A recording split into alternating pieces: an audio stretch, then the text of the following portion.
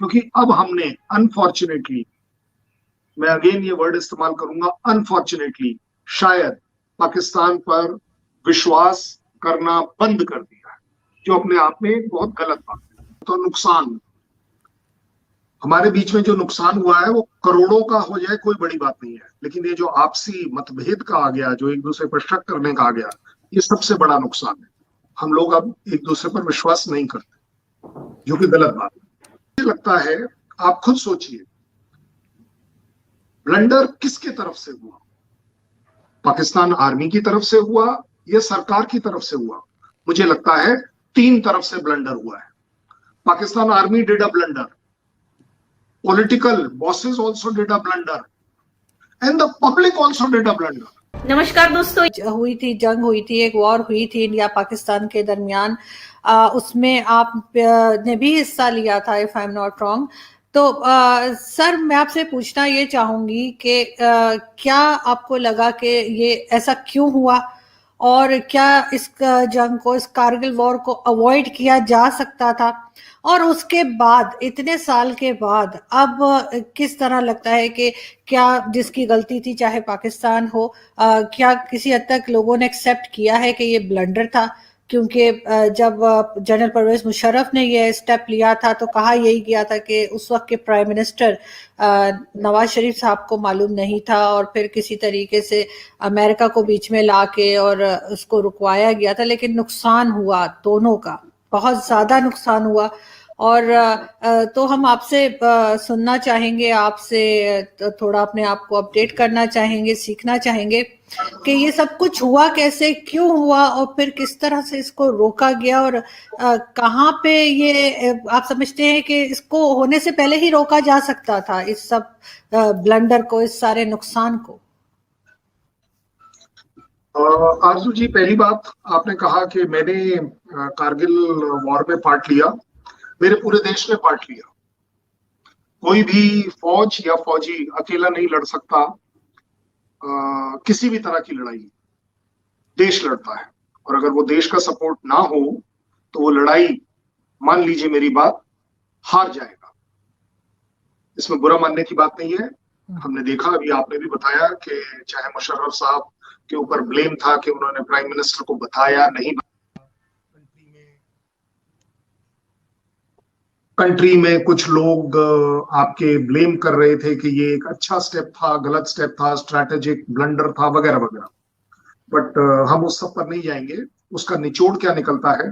शायद, बड़ी इम्पार्शियल बात कर रहा हूं, शायद वो पाकिस्तान आर्मी जिसने ये अटेम्प्ट किया, उसको उसके घर पर सपोर्ट नहीं मिला, इस वजह से उसको विड्रॉ करना पड़ा। ये बड़ी इम्पार्शियल स्टेटमेंट कर रहा हूं। आपने कहा कि इसको अवॉइड किया जा सकता था या नहीं। यस, इसको बिल्कुल अवॉइड किया जा सकता था, लेकिन it would have been at a very horrible cost. एक बहुत बड़ी कीमत चुकानी पड़ती हमें आपस में, इंडिया पाकिस्तान को, अगर इसे अवॉइड करने का मैं तरीका बताऊं। आपको पता है उसका तरीका क्या है? उसका तरीका है कि इंडिया पाकिस्तान पर विश्वास ना करे, पाकिस्तान इंडिया पर विश्वास ना करे। इस तरह का कभी कुछ होगा ही नहीं। अगर हम एक दूसरे के ऊपर बिल्कुल टिपिकल दुश्मनों की तरह शक करते रहे, एक दूसरे के ऊपर हमेशा ये देखते रहे कि ये लोग सिर्फ गड़बड़ ही करेंगे, तो इस तरह की सिचुएशन नहीं होगी। लेकिन जिंदगी में आगे बढ़ने के these are the cost you have to pay. ये कि यस, अगर एक तरफ वाजपेयी साहब जाकर बस यात्रा कर रहे थे, दूसरी तरफ नवाज शरीफ से अच्छे रिलेशन बनने की कोशिश हो रही थी, वगैरह वगैरह, किसी भी रीजन से कह लीजिए, वो अच्छा तो नहीं हुआ। और ये सिर्फ आप और हमारे लिए अच्छा नहीं हुआ, ये पूरे विश्व के लिए अच्छा नहीं, क्योंकि आज की तारीख में पूरी इंटरनेशनल कम्युनिटी जो जिस तरीके से अफगानिस्तान के ऊपर ध्यान लगाए हुए है, आप एक मिनट के लिए सोचिए कि India Pakistan would have been won on thinking, सोच विचार में हम एक जैसे होते बाई चांस। अफगानिस्तान की प्रॉब्लम सॉल्व करना हमारे लिए मिनटों का काम हो जाता। आज की तारीख में देखिए, यूएस क्यों नहीं पूरा पाकिस्तान पर विश्वास कर रहा? उसके अपने रीजन है, आपको भी पता है, हमें भी पता है। इंडिया को वो लाना चाह रहा था, इंडिया जाना नहीं चाह रहा था कि हम पाकिस्तान अफगानिस्तान में जाएंगे नहीं। उसका रीजन क्या है? क्योंकि अब हमने अनफॉर्चुनेटली, मैं अगेन ये वर्ड इस्तेमाल करूंगा, अनफॉर्चुनेटली, शायद पाकिस्तान पर विश्वास करना बंद कर दिया है, जो अपने आप में एक बहुत गलत बात है। तो मुझे लगता है कि ये बड़े अपने आप में अफसोसजनक बात है कि ये जो हमारा आपसी रिश्ता था, विश्वास का, कल्चर का, लैंग्वेज का, इस सब के ऊपर क्वेश्चन मार्क लगा। ये अच्छा नहीं। लड़ाइयां दोनों देश में कभी दसियों बार हो जाती हैं। हम इतने दिन से टेररिज्म से रिलेटेड एक दूसरे को ब्लेम करते चले आ रहे हैं कि जी 70 साल हो गए, 80 साल हो गए, जो भी हो गए, लेकिन उसकी कॉस्ट जो है that is being paid in terms of development. आप और मैं डेवलप नहीं कर पा रहे उस स्पीड से जो हमारी काबिलियत है। ऐसा नहीं है कि पाकिस्तान के पास काबिलियत नहीं है, इंडिया के पास काबिलियत नहीं है, काबिलियत है, लेकिन हमारी काबिलियत थोड़ी डाइवर्ट हो गई है, हमारे फाइनेंसेस थोड़े डाइवर्ट हो गए हैं, हमारी इकोनॉमी थोड़ी डाइवर्ट हो गई है, हमारा इंफ्रास्ट्रक्चर इंपोर्ट कर करके हम पागल हो गए हैं युद्ध सामग्री इकट्ठी करने में। That is the cost which has been paid. मुझे लगता है कि अगर कारगिल को ही हमने डिस्कस करना है तो आज हमें दोनों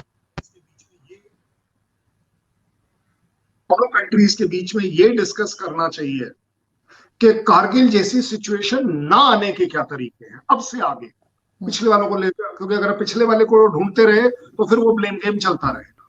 लेकिन सर पाकिस्तान में बहुत लोग ऐसे हैं जिन्होंने कहा कि पाकिस्तान की तरफ से ये एक ब्लंडर था। परवेज मुशर्रफ साहब को बहुत लोग आज भी गलत मानते हैं इस चीज के ऊपर, और जबकि जब वो बाद में उन्होंने ये स्टेटमेंट दी कि जी मैंने तो इसलिए किया था कि वो कश्मीर की आज़ादी में मैं हिस्सा लेना चाह रहा था, और उसके बाद जब वो यहाँ के प्रेसिडेंट बने यानी जो पाकिस्तान के, तो उसके बाद उन्होंने इंडिया के साथ टर्म्स बेहतर करने की भी कोशिश की, और उन्होंने वहाँ के हमेशा ये लगा कि जी बड़ा कोई इंडिया के साथ दोस्ती करना चाह रहे हैं। लेकिन ये चीज जो है, इससे पहले कि हम आगे बढ़ें कि अब आगे ये ना हो, इसका क्या तरीका है, लेकिन इससे पहले सर मैं ये जरूर समझना चाहूंगी कि आखिर आप समझते हैं कि ये एक सही स्टेप था, और जबकि प्राइम मिनिस्टर को मालूम नहीं था, जो वो कहते हैं कि उन्हें मालूम नहीं था, आपके ख्याल से वाकई में ऐसा हुआ होगा कि प्राइम मिनिस्टर को नहीं पता होगा और आर्मी चीफ अपने तौर पे इस तरह का एक अटैक जो है या एक तरह का जो भी कह लें उसको, वो उन्होंने प्लान किया और एक कारगिल वॉर छिड़ गई, और उसके बाद नुकसान ही नुकसान हुआ, किसी को फायदा नहीं हुआ, ना इंडिया को और ना ही पाकिस्तान को, सिर्फ और सिर्फ लोगों की जानें गई। और बाद में ये भी कहा गया एक चीज और कि पाकिस्तान ने अपने फौजियों की डेड बॉडीज लेने से इनकार किया। क्या ये बात सही है कि इन्होंने कहा कि नहीं हमारे लोग नहीं हैं, और वहां पे इंडिया की तरफ से बहुत बार कहा गया कि आपके जो आर्मी के लोग हैं, आपके जो फौजी हैं वो यहाँ पर हैं, लेकिन क्या आप समझते हैं कि ऐसा बिहेवियर क्यों दिखाया गया पाकिस्तान की तरफ से? आपके 3 शब्दों को मैं पकड़ता हूँ, उनको बड़ा स्पेसिफिक क्लैरिफाई करता हूँ। नुकसान, हमारे बीच में जो नुकसान हुआ है वो करोड़ों का हो जाए कोई बड़ी बात नहीं है, लेकिन ये जो आपसी मतभेद का आ गया, जो एक दूसरे पर शक करने का आ गया, ये सबसे बड़ा नुकसान है। हम लोग अब एक दूसरे पर विश्वास नहीं करते, जो कि गलत बात है। आपने बोला ब्लंडर, मुझे लगता है आप खुद सोचिए, ब्लंडर किसके तरफ से हुआ? पाकिस्तान आर्मी की तरफ से हुआ या सरकार की तरफ से हुआ? मुझे लगता है 3 तरफ से ब्लंडर हुआ है। Pakistan army did a blunder, political bosses also did a blunder, and the public also did a blunder. कहा कि अगर पाकिस्तान इंडिया के बीच में टेररिस्ट पाकिस्तान खत्म कर दे, टेररिज्म पाकिस्तान खत्म कर दे, और अगर वो बोले कि कर्नल शैलेंद्र सिंह की शहादत चाहिए, मैं आपके लाइव शो में अपने आप को गोली मारने के लिए तैयार कि चल यार दोनों देशों का भला हो जाएगा। ये है इंडिया पॉइंट, और इंडिया पॉइंट में आप सबका स्वागत है। कारगिल वॉर आज भी हम याद करते हैं तो आज भी हमारी आंखें भर आती है। ये हर एक हिंदुस्तानी को इमोशनल कर देता है, वो सीन हमें इमोशनल कर देता है, क्योंकि बहुत सारे हमारे निर्दोष जवान इसमें शहीद हुए थे। तो इस वीडियो में बात हो रही है कि कारगिल वॉर के पीछे किसकी गलती थी।